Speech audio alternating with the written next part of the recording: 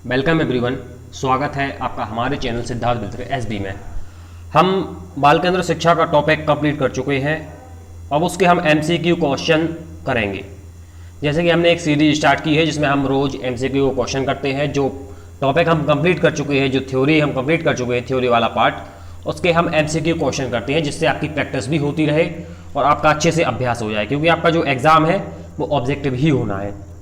तो सबसे पहले यदि आपने हमारे चैनल को सब्सक्राइब ना किया हो तो प्लीज़ हमारे चैनल को सब्सक्राइब कर दें, लाइक कर दें यदि हमारा सेशन अच्छा लगे, और वीडियो को किसी एक दोस्त के पास शेयर कर दें। चलिए, तो बाल केंद्र शिक्षा के कुछ एमसीक्यू हम करेंगे। यदि आपने क्लास ना देखी हो तो बेहतर एक्सपीरियंस के लिए आप चाहें कि आपसे ये पूरे क्वेश्चन बने तो आप एक बार उस क्लास को देख लें ताकि अच्छे से आप इन क्वेश्चनों को सॉल्व कर पाएँ। तो पहला क्वेश्चन है कि सिद्धांत के रूप में रचनावाद। रचनावाद क्या है? रचनावाद क्या है? इंग्लिश में कहते हैं कंस्ट्रक्टिविज्म। कंस्ट्रक्टिविज्म क्या है? सीटेट का ही क्वेश्चन है कि रचनावाद क्या है। तो यदि आपने बाल केंद्र शिक्षा के बारे में पढ़ा है कि बालक स्वयं अपने ज्ञान का निर्माण करता है। बालक एक कोरी स्लेट नहीं है, शिक्षक उसमें सिर्फ ज्ञान भरेगा नहीं। एक कोरा बर्तन नहीं है बालक, ना कोरी स्लेट है कि शिक्षक उसमें सिर्फ ज्ञान भरता जाए। बालक एक ज्ञान का निर्माता है।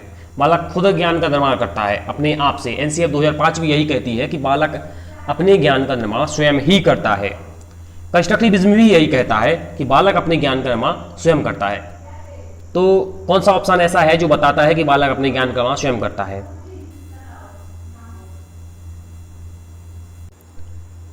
यदि आपने बाल केंद्र शिक्षा का जो टॉपिक मैंने पढ़ाया था, यदि आपसे अच्छे से पढ़ा है तो आप एक ही बार में इसका आंसर लगा देंगे कि सेकंड ऑप्शन है, क्योंकि डी ऑप्शन कहता है कि शिक्षक की प्रभुत्वशाली भूमिका पर बल देता है। ये बाल केंद्र शिक्षा में ऐसा नहीं होता। सूचनाओं को याद करना, किसी चीज को याद करना, रटना तो हमें है ही नहीं, तो दो तो ये गलत हो गए। तीसरा अनुकरण, अनुकरण की भूमिका पर। अनुकरण की भूमिका ऐसा तो कोई मैंने पढ़ाया ही नहीं आपको। आप तो मैंने जो पढ़ाया है उस पर रिलायबल करो, उस पर बिलीव करो। मैंने जो पढ़ाया है, मैंने ये पढ़ाया है कि दुनिया के बारे में अपना दृष्टिकोण निर्मित करने में शिक्षार्थी की भूमिका पर बल देता है, कि बालक स्वयं ही दुनिया के बारे में अपनी थॉट प्रोसेस बनाए, समाज के बारे में, परिवार के बारे में, पास पड़ोस के बारे में खुद अपने ज्ञान का निर्माण करे, खुद ही सीखे। शिक्षक सिर्फ उसका निरीक्षण करेगा, एक सुगम कर्ता, एक सुविधादाता के रूप में उसको सुविधा प्रदान करेगा। तो बी हमारा राइट आंसर है। अगला है कि निम्नलिखित में से कौन सा सामाजिक, बच्चे की सामाजिक और मनोवैज्ञानिक आवश्यकताओं के साथ संबंधित नहीं है? इनमें से कौन सा ऐसा ऑप्शन है जो बच्चे की सामाजिक और मनोवैज्ञानिक आवश्यकता नहीं है? तो नीचे से शुरू करेंगे। डी कि संवेगात्मक सुरक्षा की आवश्यकता। बालक को संवेगात्मक सुरक्षा की आवश्यकता है। संवेग जैसे क्रोध है, प्रेम है, तो इन सभी की सुरक्षा की आवश्यकता है बालक को। बालक को प्रेम की भी आवश्यकता है, बालक को स्नेह की भी आवश्यकता है। बालक क्रोध करता है तो उसको नियंत्रण करने के लिए कोई पेरेंट्स या उसके समाज या उसका परिवार या उसके टीचर उसको सिखाए कि हमें ज़्यादा क्रोध नहीं करना चाहिए। तो इन सब की सुरक्षा की आवश्यकता है बालक को। ये उसकी सामाजिक और मनोवैज्ञानिक, ये उसकी मनोवैज्ञानिक आवश्यकता है। सी है सामाजिक अनुमोदन और सराहना या प्रशंसा की आवश्यकता। तो ये उसकी सामाजिक आवश्यकता है कि समाज के लोग उसको माने कि हाँ यार ये लड़का ऐसा है, ये ऐसा है, उसका अनुमोदन करें। अनुमोदन उसको अप्रूवल करें, उसको कोई ना कोई मान्यता दें। जैसे कोई बच्चा ऐसा होता है कि भाई इंटेलिजेंट होता है तो समाज के लोग कहते हैं कि हाँ यार ये तो बहुत इंटेलिजेंट है। कोई पढ़ने में कमजोर होता है तो उसको समाज से कोई मान्यता नहीं मिलती, तो वो लड़का क्या करता है कि दूसरों से लड़ने झगड़ने लगता है। तो उसको भी समाज के द्वारा अनुमोदित किया जाता है कि यार ये लड़का तो लड़का झगड़ता रहता है, तो उसको भी पहचान मिल जाती है। तो सामाजिक अनुमोदन का अर्थ है एक प्रकार की पहचान मिल जाना समाज के द्वारा। तो ये भी हमारी आवश्यकता है। संगति की आवश्यकता। संगति की आवश्यकता तो देखो सभी को है, कोई अकेला तो रह नहीं सकता, सबको संगति चाहिए। किसी को दोस्त चाहिए, किसी को सहेली चाहिए, किसी को कोई चाहिए, मतलब किसी न किसी की संगति तो होना ही चाहिए। तो ये हमारी सामाजिक और मनोवैज्ञानिक आवश्यकताएं हैं। जबकि पहला ऑप्शन जो है कि शरीर से अपशिष्ट पदार्थों को नियमित रूप से बाहर निकालना, ये हमारी शारीरिक आवश्यकता है। ये हमारी शारीरिक प्रोसेस है, फिजिकल प्रोसेस। इसमें हम कोई भी पदार्थ खाते हैं, ये हमारे पाचन क्रिया से संबंधित है, ये शरीर से संबंधित है पहला ऑप्शन। तो तीन तो सही है लेकिन पहला सही नहीं है, इसलिए पहला ही हमारा राइट आंसर है। ये तीनों तो हमारी आवश्यकताएं हैं लेकिन ये जो पहला ऑप्शन है ये हमारी आवश्यकता नहीं है, तो पहला हमारा राइट आंसर है। अगला है प्राथमिक शिक्षा के लिए बाल मनोविज्ञान का ज्ञान होना आवश्यक है। क्यों आवश्यक है? क्योंकि यह बच्चों के व्यवहार को समझने में शिक्षक की सहायता करता है। ये सिंपल क्वेश्चन है। ये बड़ा सिंपल क्वेश्चन है, इसका आंसर है डी। यह बच्चों के व्यवहार को समझने में शिक्षक की सहायता करता है। अगला है, एक बाल केंद्रित कक्षा में बच्चे सामान्यतः सीखते हैं। कैसे सीखते हैं? समूहों में सीखते हैं, बिल्कुल सीखते हैं समूहों में। व्यक्तिगत मतलब अकेले सीखते हैं, ये भी ठीक है। व्यक्तिगत समूह दोनों में सीखते हैं, ये इससे बढ़िया है। मुख्य रूप से शिक्षक से सीखते हैं, ये गलत है। शिक्षक से नहीं सीखते, स्वयं ही सीखते हैं, ग्रुप में जाके सीखते हैं। मैंने कल बताया था कि बच्चे स्वयं अपने ज्ञान का निर्माण करते हैं, मतलब वो स्वयं सीखते हैं। क्रियाकलाप में, ग्रुप एक्टिविटीज में भाग लेते हैं, समूह में भाग लेते हैं, क्विज कंपटीशन में भाग लेते हैं, तो वहाँ भी सीखते हैं। तो ये आपका राइट आंसर है कि खुद भी सीखते हैं और समूह में भी सीखते हैं। अगला है, एक बाल केंद्र कक्षा में बच्चे सामान्यतः सीखते हैं, ये मैंने करा दिया है। अगला है कि शिक्षा को बाल केंद्र शिक्षा कब माना जाता है? किसी भी एजुकेशन को चाइल्ड सेंटर्ड एजुकेशन कब माना जाता है? पहला, बालक के व्यक्तित्व का संपूर्ण विकास होता है, हाँ ये थोड़ा थोड़ा सही है। बालक की मांग यानी कि बालक की आवश्यकता, बालक की रुचि, बालक की बुद्धि, बालक की अभिवृत्ति की प्राथमिकता होती है, प्रथम माना जाता है बालक की आवश्यकता को, बालक की नीड को, बालक के इंटरेस्ट को कि किस विषय में इंटरेस्ट है, कैसा पढ़ना चाहता है, क्या पढ़ना चाहता है। तो दूसरा भी सही है, पहला भी सही है। शिक्षक के स्वयं के महत्व को ध्यान में रखा जाता है, गलत है। पाठ्यक्रम को, गलत है, ऐसा मैंने बिल्कुल भी नहीं बताया। ये दो ऑप्शन आप बिल्कुल कट कर दीजिए। तो पहला है और दूसरा में से सबसे अच्छा ऑप्शन कौन सा है? दूसरा, कि बालक की जो आवश्यकता है, क्या आवश्यकता है बालक को, शिक्षक उस आवश्यकता की पूर्ति करेगा। बालक को और ज़्यादा स्वतंत्रता की आवश्यकता है तो बालक को शिक्षक और ज़्यादा स्वतंत्रता देगा। बालक को और किस चीज़ की आवश्यकता है, क्या रुचि है बालक की, किस विषय में पढ़ने को मन लग रहा है, खेल के माध्यम से सीख रहा है, कैसे सीख रहा है, ग्रुप स्टडी के माध्यम से सीख रहा है, एक्टिविटीज़ के माध्यम से सीख रहा है, जैसे भी सीख रहा है उसको प्राथमिकता देनी है हमें, बालक की आवश्यकता को। तो शिक्षा को बाल केंद्र शिक्षा माना जाता है जब बालक की मांग, रुचि और अभिवृत्ति की प्राथमिकता होती है। बी राइट आंसर है। अगला है, बाल मनोविज्ञान के आधार पर सर्वोत्तम कथन कौन सा है? इसका आंसर आप कमेंट बॉक्स में कमेंट करें कि बाल मनोविज्ञान के आधार पर सबसे अच्छा कथन कौन सा है, ए, बी, सी या डी। अगला है, बाल मनोविज्ञान का केंद्र बिंदु कौन है? बाल मनोविज्ञान का केंद्र बिंदु बालक है। बाल मनोविज्ञान का केंद्र बिंदु कौन है? बालक है। और बाल केंद्र शिक्षा का केंद्र बिंदु भी बालक है। इन दोनों ऑप्शन में आप बालक को सही मानेंगे। बाल मनोविज्ञान का केंद्र बिंदु भी बालक है और बाल केंद्र शिक्षा का केंद्र बिंदु भी बालक है। हम अपने अगले क्वेश्चन पे जाएंगे कि बाल केंद्र शिक्षा में क्या शामिल है। यदि आपने अच्छे से वो वीडियो पढ़ा है तो आपका एक भी क्वेश्चन यहाँ गलत नहीं होने वाला। और जितने भी आपके क्वेश्चन सही हुए हों कृपया कमेंट करें कि मेरे इतने सही हुए हैं। बाल केंद्र शिक्षा में शामिल है बच्चे का एक कोने में बैठना, प्रतिबंधित परिवेश में अधिगम मतलब बंधे हुए परिवेश में कि तुम्हें सिर्फ इतना सीखना है, शिक्षक बता दे कि तुम्हें सिर्फ इतना सीखना है, इससे ज़्यादा नहीं सीखना, तो ऐसा तो नहीं होता। ना बच्चे का एक कोने में बैठना होता है, तो पहला और दूसरा ये दोनों गलत हैं। और वे गतिविधियाँ जिनमें खेल शामिल नहीं होते, खेल को तो शामिल करना जरूरी है, तो ये तो तीनों गलत हो गए। बस ये बता, hand on experience, hand on experience, हस्तपरक गतिविधियाँ अपने हाथों से करके सीखेंगे। जैसे मैंने कल आपको एक उदाहरण भी दिया था कि शिक्षक ने बच्चे को पढ़ाया कि यदि किसी को लूज मोशन होते हैं तो उसको ORS घोल घर पे भी बनाया जा सकता है। कैसे बनाया जा सकता कि एक 200 ml, एक गिलास में 200 ml पानी लो, एक चम्मच उसमें नमक डालो, एक चम्मच उसमें शक्कर डालो और फिर तुम्हारा ORS घोल तैयार हो गया। उसको थोड़ा हिला डुला दो चम्मच से, ORS घोल तैयार हो गया। बच्चे ने घर जाके ये हस्तपरक गतिविधि की, हाथों से, हैंड ऑन एक्सपीरियंस, हस्तपरक गतिविधि की और वो ये चीज़ सीख गया। तो बाल केंद्र शिक्षा में बच्चों के लिए हस्तपरक गतिविधियां शामिल हैं। बाल केंद्र कक्षा की एक प्रमुख विशेषता है, बाल केंद्रित कक्षा की एक प्रमुख विशेषता है कि उसमें इन 4 ऑप्शन में एक विशेषता है और 3 गलत है। तो शिक्षक के द्वारा बल प्रयोग, शिक्षक के द्वारा बल प्रयोग और मनोवैज्ञानिक नियंत्रण होता है जो अधिगम पथ और बच्चों के व्यवहार को निर्धारित करता है।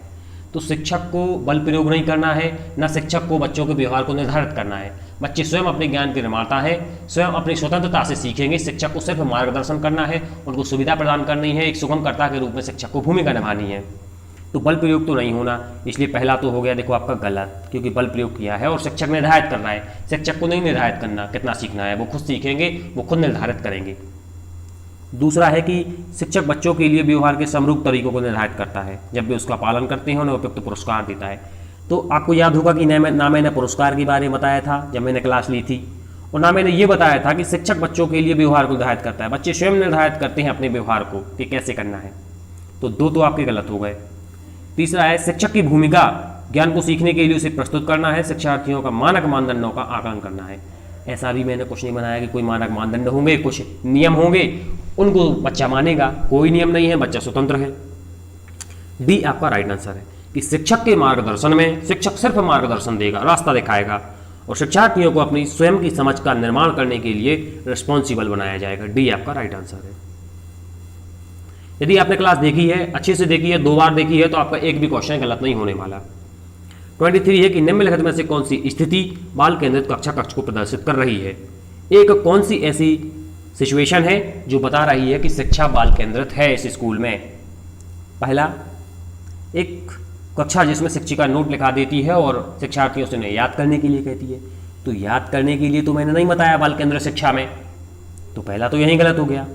दूसरा, एक कक्षा जिसमें पाठ्य पुस्तक एकमात्र संसाधन है जिसका संदर्भ शिक्षिका देती है, तो ये भी गलत है, क्योंकि सिर्फ पाठ्य पुस्तक के माध्यम से नहीं बच्चे सीखते। बच्चे स्वतंत्र हैं, शिक्षक से पूछ के भी सीख सकते हैं, अपने दोस्त से पूछ के भी सीख सकते हैं, अपने घर वालों से पूछ के भी सीख सकते हैं, खेल के माध्यम से भी सीख सकते हैं। सिर्फ पाठ्य पुस्तक नहीं है संसाधन, बहुत सारे संसाधन है, अनेक संसाधन है बालक के सीखने के लिए, तो ये भी गलत हो गया। 3, एक कक्षा जिसमें शिक्षार्थी समूहों में बैठे हैं।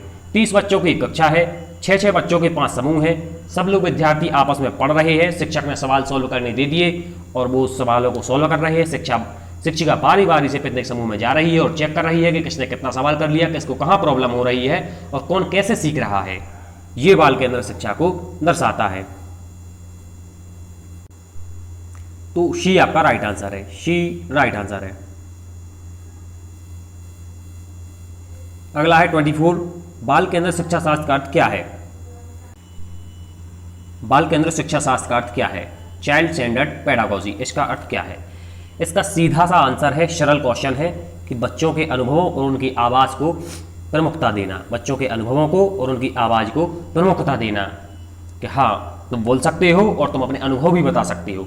जैसे इसको मैंने अपनी क्लास में, जब ये थ्योरी वाली क्लास मैंने पढ़ाई थी, तो मैंने बताया था कि शिक्षक ने पुस्तक में पढ़ा होगा और शिक्षक ने राजस्थान के बारे में बताया, शिक्षक ने पुस्तक में राजस्थान के बारे में पढ़ा और राजस्थान के बारे में बताया कि राजस्थान में रेगिस्तान है, राजस्थान में ऊंट देखा जाता है, ऊंट देखने को ज़्यादा मिलता है, और राजस्थान में बारिश थोड़ी सी कम होती है।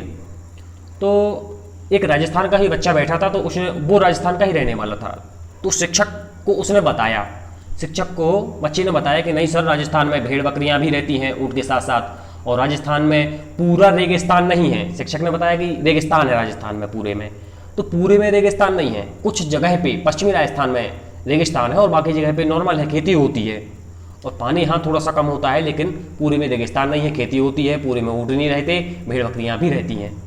तो ये बच्चों के अनुभव है, ये बच्चे के क्या है, अनुभव है। तो इन अनुभवों को और ये बता रहे हैं, तो ये उनकी आवाज़ है, अभिव्यक्ति है, तो इसको प्रमुखता देनी है बाल केंद्रित शिक्षा शास्त्र में। सी राइट आंसर है।